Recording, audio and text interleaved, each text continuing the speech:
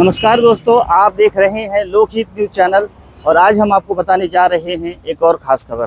दोस्तों, अभी हम खड़े हैं मीरा रोड पूर्व के कानकिया परिसर में और आप जो हमारे पीछे देख रहे हैं वो मीरा भाईंदर शहर का महापौर निवास है। मीरा भाईंदर महानगर पालिका के जितने भी महापौर चुनकर आए हैं उनमें से सिर्फ एक महापौर निर्मला साबले इस महापौर निवास में रहने के लिए आई थी।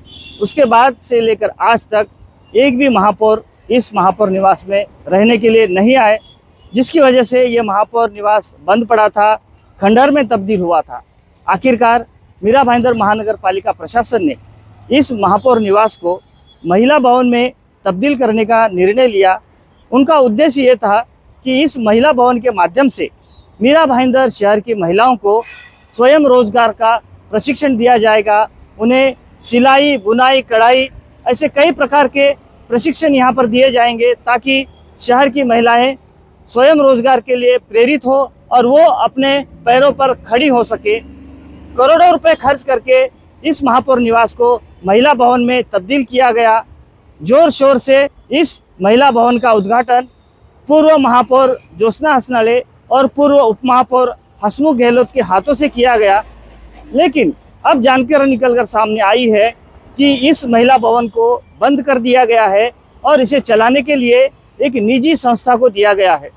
तो कहीं ना कहीं मीरा भाईंदर शहर के महिला भवन का भ्रष्टाचार खुलकर सामने आया है। इस बारे में हमने मीरा भाईंदर शहर की विधायक गीता जैन से जानना चाहा कि आखिर इस भ्रष्टाचार पर वो क्या कहना चाहेंगी, क्योंकि वो भी एक महिला हैं और महिला सशक्तिकरण के लिए वो हमेशा प्रयास करती रहती हैं। देखते हैं उनका क्या कहना है इस बारे में। तो इस विषय को लेकर हम आए हैं मीरा भाईंदर शहर की विधायक गीता जैन जी से जानने के लिए कि उनका क्या कहना है, क्योंकि वो भी खुद एक महिला है और महिला सशक्तिकरण के लिए उन्होंने काफ़ी प्रयास किए हैं। उनकी खुद की एक संस्था है, नारी सशक्तिकरण नाम की एक संस्था चलाती हैं, जिसके माध्यम से हज़ारों महिलाओं को उन्होंने रोजगार दिया है। मैडम जी, ये जो मुद्दा आज निकलकर सामने आया है कि जो महापौर निवास था उसको पहले तो महिला भवन में कन्वर्ट किया गया और महानगर पालिका का ये उद्देश्य था कि उस माध्यम से महिलाओं को स्वयं रोजगार के लिए प्रेरित किया जाए, उन्हें रोजगार दिया जाए, उन्हें प्रशिक्षण दिया जाए। लेकिन अब एक जानकारी सामने आई है कि वो किसी निजी संस्था को चलाने के लिए दिया गया है जो मोटा मुनाफा कमा रहा है, वहाँ पर ट्रेनिंग स्कूल चला रहे हैं, इंस्टीट्यूट चला रहे हैं। तो ये गंभीर बात है, करोड़ों रुपए खर्च हुए हैं टैक्स पेयर जनता के। क्या कहेंगे इस बारे में? देखिए, ये सीरियसली बहुत गंभीर बाबत है और आज सुबह जब मैंने मयूर ठाकुर ने ये न्यूज़ की थी, आज मैं उसको भी धन्यवाद दूंगी कि उसने बहुत अच्छी ये न्यूज़ की। और जब पता पड़ा कि इस तरह से पूरा का पूरा महापौर निवास वो महिला भवन में कन्वर्ट करने के लिए हमने करोड़ 1.5 करोड़ रुपए खर्च किए थे। उस समय तो मैं भी हाउस में थी। खर्च करके हमने उसको महिला निवास बनाया। तब मुझे महापौर के लिए एक आदर भी हुआ कि अपना निवास उन्होंने महिला सशक्तिकरण के लिए, महिला भवन बनाने के लिए दिया। लेकिन मुझे क्या मालूम था इसके पीछे की साजिश कुछ और है।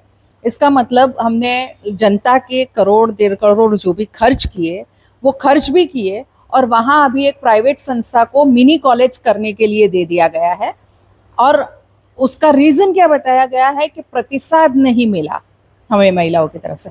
जब अगर प्रतिसाद नहीं मिला, मुझे तो यहाँ मेरी नारी सशक्तिकरण की ऑफिस में रोज की हज़ारों महिलाएं आती है काम मांगने, प्रशिक्षण लेने, तो क्या कॉरपोरेशन को नहीं मिली?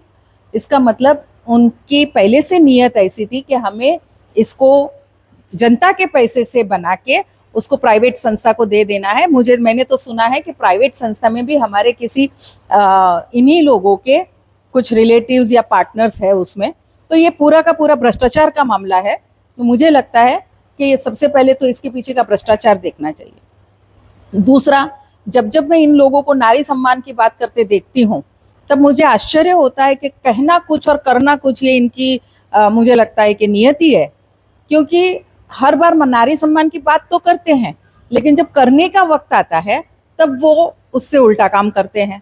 तो ये भी कहीं एक संज्ञान में लेना चाहिए। और मुझे लगता है कि ये ठहराव, प्रशासकीय ठहराव भी अगर हो या कोई भी ठहराव हो, उसे तुरंत रद्द करके ये जो चीज़ है, ये जो वास्तु है, ये महिलाओं के उपयोग के लिए, महिलाओं के प्रशिक्षण के लिए हमने दिया था, तो उसे उसी काम में उपयोग लेना चाहिए, या फिर उसको फिर महापौर निवास कर दीजिए, क्योंकि अब अगर जल्दी से चुनाव होने जा रहे हैं, एक नया महापौर बैठेगा कुर्सी पे, और अगर उसने ये इच्छा व्यक्त की कि मुझे महापौर निवास में रहना है, तो हम उसको क्या देंगे?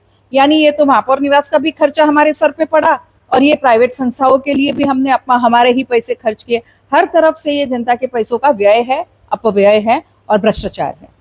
मैडम, ये मीरा भाईंदर महानगर पालिका का जो महिला बाल कल्याण विभाग है, इस विभाग पर भ्रष्टाचार के बहुत आरोप लगे हैं, और ये भ्रष्टाचार का फिर एक नया मामला सामने आया है। तो कहीं ना कहीं ये जो महिलाओं के नाम पर जो भ्रष्टाचार चल रहा है, इसको कहीं ना कहीं रोकने की ज़रूरत है, क्योंकि महिलाओं के ऊपर ये एक तरह से अत्याचार है।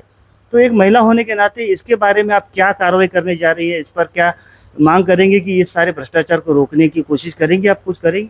बिल्कुल, मैं काटकर जी से इस बात का संज्ञान लेके उनको जरूर कहूंगी कि इसके पीछे क्या भ्रष्टाचार हुआ है, सबसे पहले उसकी तह तक जाए, और किन अधिकारियों ने इस भ्रष्टाचार को रूपरेखा दी है उनका निलंबन हो, क्योंकि इस तरह के भ्रष्टाचार अगर बार बार सामने आएंगे तो जनता का विश्वास प्रशासन पर से उठ जाता है। और स्पेशली बात महिलाओं की है। आज आप देखिए, मुख्यमंत्री, उप मुख्यमंत्री हमारे लाडली बहन योजना, गैस सिलेंडर की योजना, वो महिलाओं को कैसे सशक्त करे, उसके लिए निरंतर प्रयास करने वाली इस सरकार में अगर उनके ही नाक के नीचे महिलाओं के लिए इतना अपमानजनक कार्य हो रहा है, इतना उन पे अत्याचार हो रहा है, और उनके जो हक है वो उनको नहीं दिए जा रहे हैं, तो बिल्कुल इस बात का संज्ञान कमिश्नर लेना चाहिए, और उसे वापस उसको महिला सशक्तिकरण के लिए जो महिला भवन बनाया था उस रूप में करा के उसे महिलाओं के उपयोग में लाना चाहिए। मैडम जी, एक चीज़ और है, जब महापौर निवास को महिला भवन में कन्वर्ट किया जा रहा था, उस वक्त मीरा भाईंदर शहर की महापौर थी ज्योत्सना हसनाले, जो खुद एक महिला थी। तो तब उनकी बहुत ही प्रशंसा हुई थी कि महिलाओं के बारे में उन्होंने सोचा और एक अच्छा पहल करने जा रही हैं। लेकिन अब जानकारी निकलकर सामने आई है कि ये जो संस्था को दिया गया है, निजी संस्था को, वो पूर्व महापौर ज्योत्सना हसनाले के करीबी है। तो कहीं ना कहीं ये एक बहुत बड़ा रैकेट सामने आता हुआ दिखाई दे रहा है, ऐसे आरोप भी किए जा रहे हैं। तो ये बहुत गंभीर बात नहीं लगती आपको? अगर ये सच है तो मुझे लगता है कि उस समय हमने जिस महापौर ने अपना ये भवन दिया उसकी प्रशंसा की थी, तो उसके पीछे का अगर ये षड्यंत्र है तो मुझे लगता है कि ये हम सबकी उस भावनाओं की भी उन्होंने मजाक उड़ाई है। और इस तरह से एक महिला अगर एक दूसरी महिलाओं के हक छीनेगी तो महिलाओं को महिलाओं पे विश्वास नहीं रहेगा। इसलिए मेरी विनती है कि अगर ऐसा कुछ भी हुआ है तो उसे कैंसिल करके या तो उसे वापस महिला भवन बनाया जाए वहाँ। तब अच्छा, मैं उस समय हाउस में थी, तब बात ये थी कि हम कुछ बचत गटों को देंगे ताकि वो अपना वहाँ कुछ काम कर से वहाँ से महिला कुछ कमाई कर सके, प्रशिक्षण ले सके। वहाँ सिलाई मशीनें बिठाई जाएगी और वहाँ प्रशिक्षण के लिए महिलाओं को फ्री में प्रशिक्षण दिया जाएगा। ये सब बातें हुई थी, लेकिन उसमें का कुछ होता हुआ दिखाई नहीं दे रहा है, बल्कि एक निजी संस्थाओं को दे दिया है। वो भी सिर्फ महिलाओं के लिए नहीं है, एक मिनी कॉलेज वहाँ चल रहा है, महिला पुरुष कोई भी वहाँ एडमिशन ले सकता है। मुझे वहाँ पुरुष एडमिशन ले वो प्रॉब्लम नहीं है, लेकिन वो महिला भवन है तो फायदा महिलाओं को मिलना चाहिए। अगर ये संस्था जिसको भी दिया गया है वो महिला को फ्री प्रशिक्षण देते तब भी हमें चलता, लेकिन ये बहुत मोटी फीस लेके महिला और पुरुष दोनों को वहाँ प्रशिक्षण मिल रहा है, बाकायदा फीस। अच्छा, अब ये बात हुई कि 20% उस फीस का हमें मिलेगा, तो हमने करोड़ों की वास्तु दे दी है ये 20% के लिए, तो आप हिसाब लगाइए। और वहाँ क्या वॉच है, मैंने आज पूछा था अधिकारी से, कितने स्टूडेंट पढ़ रहे हैं उसका रिकॉर्ड है तो नहीं है, कितनी फीस जमा हुई उनके वहाँ से, हमारे पास कितनी फीस आई, कोई भी रिकॉर्ड वहाँ उपलब्ध नहीं है। तो ये बिल्कुल भ्रष्टाचार का मामला है, और उसका मुझे लगता है कि एक हमारे काटकर जी ने संज्ञान लेके इस विषय को कहीं ना कहीं महिलाओं को न्याय दिलाना चाहिए। मैडम, महानगर पालिका का पूर्व इतिहास देखा जाए तो भ्रष्टाचार पर कोई कठोर कार्रवाई नहीं होती है। ये भी एक भ्रष्टाचार सामने आया है, और लगता नहीं कि इस भ्रष्टाचार पर भी कोई कार्रवाई महानगर पालिका स्तर पर होगी। तो एक विधायक होने के नाते क्या इसे आप राज्य सरकार के माध्यम से इस पर कार्रवाई करने की कोशिश करेंगे? क्या लगता है? मैं इस अगर थोड़े समय के अंदर अगर हमारे प्रशासक इस बात पे कोई निर्णय नहीं लेते तो ज़रूर इस बात की मैं मुख्यमंत्री तक लेके जाऊंगी। इसकी शिकायत मुख्यमंत्री तक होगी और मैं चाहूंगी कि मुख्यमंत्री जो लाडली बहना, जो गैस सिलेंडर, ऐसी अनेक महिला सशक्तिकरण की योजनाएं लाए हैं, वही मुख्यमंत्री हमारे यहाँ महिलाओं के होने वाले इस हक को जो छीना जा रहा है उस पे भी जरूर कुछ न कुछ संज्ञान लेके यहाँ की महिलाओं को जरूर न्याय दिलाए। धन्यवाद मैडम हमसे बात करने के लिए। तो ये थी मीरा भाईंदर शहर की विधायक गीता जैन जी, जिन्होंने कहा है कि इस विषय को वो गंभीरता से लेंगी और महिलाओं के नाम पर ये जो भ्रष्टाचार हुआ है उसको कहीं ना कहीं खत्म करने के लिए वो कोशिश करेंगी। अब देखा गया है कि राज्य सरकार लाडली बहन जैसी योजना लाकर महिलाओं के सम्मान की बात करती है। मीरा भाईंदर शहर में भाजपा की सत्ता है, वहाँ पर भी महिलाओं के सशक्तिकरण की बात होती है, लेकिन उसी मीरा भाईंदर शहर में एक महिला भवन के नाम पर इतना बड़ा भ्रष्टाचार सामने आया है। अब देखना होगा कि मीरा भाईंदर महानगर पालिका इस विषय को कितनी गंभीरता से लेती है और इस पर क्या कार्रवाई होती है। इस बारे में आगे जो भी अपडेट्स होंगी हम आपको समय समय पर बताते रहेंगे। बने रहिए हमारे साथ, देखते रहिए लोकहित न्यूज़ चैनल। धन्यवाद।